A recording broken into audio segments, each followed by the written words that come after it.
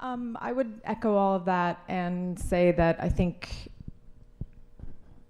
the sort of interconnectedness of all these different stories.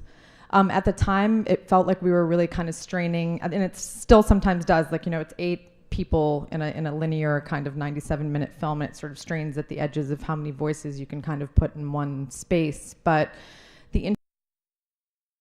the roots of a lot of the current situation that we find ourselves in, the people who haven't been able to return, the people who are not having access to an equitable participation in the gains and sort of fruits of progress that are being talked about a lot in the main narrative about where we're at in the city.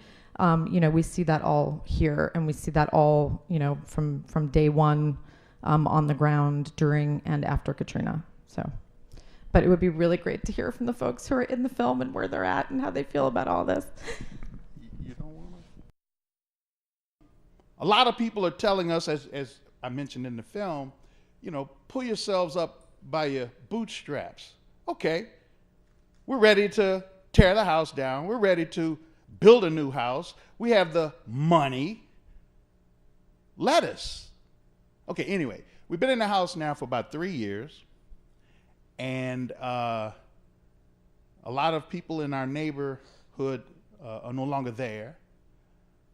There are new faces, people from different states. We're trying to get used to that.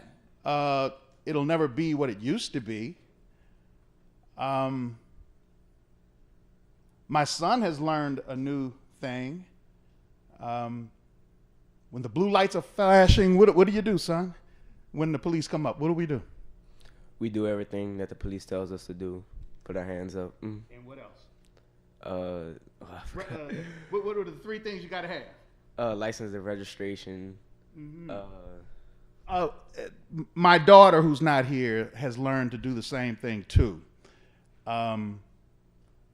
This is our reality. There are a bunch of people saying, like, this kid is saying that Katrina was actually a good thing for people. And I'm like, whoa, it's good. Or it turned out well for me, but they were saying, what if a developer said this? And so I'm sitting here and I'm like, 10 years later, I graduated from UCLA. I'm actually going to Harvard Grad School for Education. I've toured the world.